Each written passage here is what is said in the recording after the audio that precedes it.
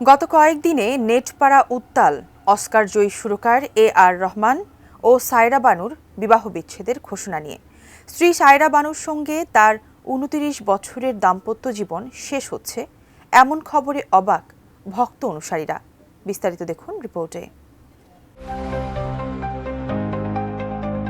আর রহমানের নিজেরও ইচ্ছে ছিল একসঙ্গে ৩০তম বিবাহবার্ষিকী পালন করার, কিন্তু তার হলো কই। এর মাঝে নয়া গুঞ্জন রহমানের দলের বেসিস্ট মোহিনীকে ঘিরে, কারণ একই দিনে নিজের বিবাহ বিচ্ছেদের খবর দিয়েছেন এই গিটারিস্ট। এরপর থেকে মোহিনী ও রহমানের মধ্যে যোগসূত্র খুঁজছেন অনেকে। নির্মাণ কাজও আমি বেছে নেই CSRM TMT 500W, committed for better still। Rahman ও মোহিনীকে নিয়ে ক্রমাগত যে ধরনের তথ্য প্রকাশ্যে আসছে তাতে বিরক্ত পরিবার। ইতিমধ্যে বাবার পাশে দাঁড়িয়েছেন আর রহমানের ছেলেমেয়েরা। রহমান নিজেও এ ধরনের তথ্য মুছে ফেলার হুঁশিয়ারি দিয়েছেন, নয়তো মানহানির মামলা করবেন বলে জানিয়েছেন।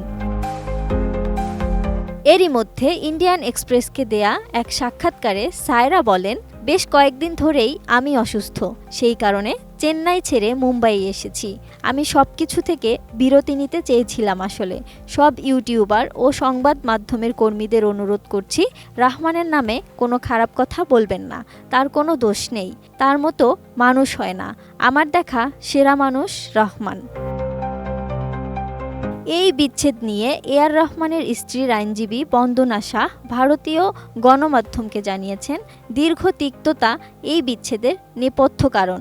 উভয় পক্ষই আপ্রাণ চেষ্টা করেছিলেন মিটিয়ে নিতে, কিন্তু তা আর সম্ভব নয়। ফলে দীর্ঘ দাম্পত্যের পর এই সিদ্ধান্ত নিতে যথেষ্ট কষ্ট হয়েছে তার, কিন্তু সায়রা অপারগ।